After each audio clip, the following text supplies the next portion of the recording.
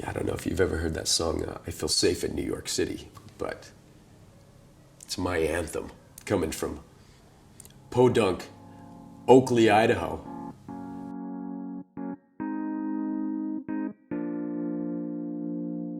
One of the reasons I absolutely adore New York is it's just full of tribes, and tribes of all different kinds. So you sort of have the art scene, you've got the music scene, you've got the entrepreneur scene, you've got the business corporate scene, you've got the country club scene, and all of which you can just dip into these tribes and no one minds. You know, it's really, there's no barriers. You can try things on, you can move around, you can have, you know, go and visit some galleries in Chelsea and then watch some music in the Lower East Side and head out to some warehouse party in Bushwick and no one minds. The great blessing of New York City for me when I first arrived was the feeling of being an individual, but with perfect anonymity and with a lot of tolerance. Whatever floated your boat, basically, you could pursue in New York City because people didn't care, really. Yeah, so I came to the city for college, went to FIT. I moved here when I was 17.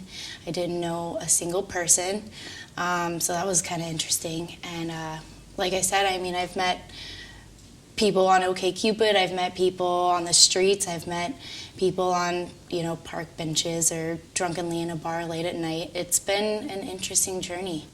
I think my favorite thing about New York is just how quickly you can find something to do. Any day of the week, any hour. You can like pull out your phone or your computer, like call a friend, whatever.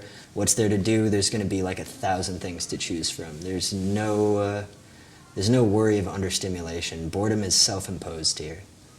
You know, I grew up in Jerusalem, Israel. I grew up with goats in my backyard, and you know, this small town, everything, third world country, whatever. I originally came from Canada, where I grew up in a small town in the northern part of Alberta. I'm from Worcester, Massachusetts, a shitty town, city in central Mass. If you're from the Midwest, or if you've ever been, you know that people get very comfortable, and it's very easy to get comfortable. Basically, you know, it's an uneventful, boring-ass, pretty white trash town, city, you call it, even though it is the second largest town, city in New England.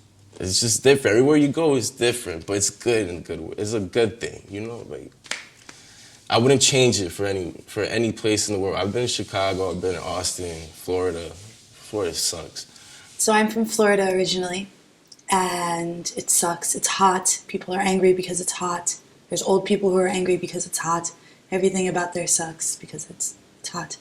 And it was my dream my entire life to come to New York City. Even before I came here, before I saw any pictures, just because I knew it was a good vibe and a good energy. I don't know, I love New York, man. I think a lot of my friends back there, which is where I grew up in Minnesota, yeah, they, you know, have families and homes and 9-to-5s, and they're perfectly happy. I know that I wasn't. Yeah, I just needed something a little bit more outgoing. I'm the type of person that doesn't like, you know, the same thing over and over again, so I just decided to pick up and leave. So I've been here for about nine years or so. The first time I saw the big city of New York, I had to move here, and it took me a couple of years before I wanted to line up a job first and all those kinds of things. And I always wanted to live in a place where I had the option and the opportunity to be whatever I wanted to be. And I felt like in Israel, especially in Jerusalem, especially being my mom's daughter, I knew everyone and everything, and everyone and everything knew me. 720 people. Probably 99% of them are my cousins and all Mormon. Yeah, I'm the black sheep. There was nowhere else to develop. There was nowhere to grow. There was no room to grow, and I needed the feeling of something new and something exciting, and you know, conquering a new territory in my life. I'm pretty sure the only guy since the town was founded by my great-grandfather in, 1865, I think? 1870, I can't remember what it was.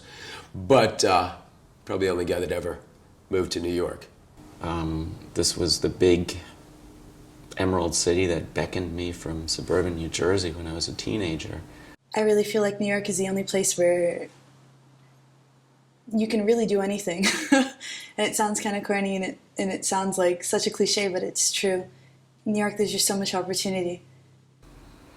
The other thing that New York City was very, very good at doing, and then the thing that I think makes it one of the best schools you could ever attend in your life, is that New York City forces you to define your identity. It forces you to define what you do and who you are. And it's a process that it almost happens by default, because you're right up against millions of other people, and you're having to claim your little square foot of space as you move through the canyons of this town.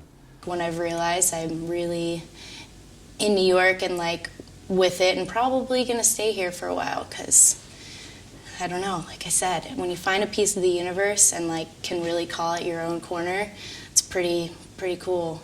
I tried the whole LA thing and it didn't work, and I came to New York during the summer for vacation, for a short vacation, and I really liked it. I just really liked the feeling. I felt like, you know, no matter if you're a delivery guy, or if you live on Fifth Avenue, or if you're a taxi driver, or if you're the editor of whatever magazine, I felt like in this place there's no judgment, and I feel belong in Bushwick, Aberdeen, in Brooklyn, or on Fifth Avenue. I feel belong everywhere I go, and I feel like there is this mutual respect towards bigger dreams and bigger goals. Every time you turned a corner, there was someone doing something interesting, someone creating something, and it's so inclusive. You know, there's no barriers in New York. If you want to have a go, people want you to have a go. They want you to try and get involved. So I just knew I had to be part of it, and then spent a good year campaigning to get myself transferred out to this office. So I would explain to friends and parents, I'd say New York's great because you can do whatever you want. Nobody gives a flying hoot. And then, you know, of course, when you talk to people about what's so horrible about New York City, you'd explain, well, it's horrible because nobody gives a flying hoot. I guess after you live here long enough, there is no this crazy thing, because you've done so many crazy things that becomes the normal. I mean, like, I guess there was one time where I found, no, it's not really it either. People don't really look at each other with disdain, and people don't try to be condescending, and a lot of people would disagree and say that this is the most condescending place and people here are the most snobby or whatever, but in my experience, I came here as a blank piece of paper, and everything I'm saying is my experiences alone. And in my experience, people here tend to be happier because they're more successful, and I guess they have more things going for them, and they're just a lot more fun. And you see it in the city, you see it in the nightlife, you see it in, you know, the shows, the exhibitions, the film premieres that I go to, and I just really like the people of New York City a lot. And I'm hoping to stay here if I can, until I get really sick of it when I'm a lot older, and then I'll move to Vermont and grow my own vegetables or something. But for now, it's a perfect place for me, and I think I'm hanging on pretty well, so I'm not going anywhere.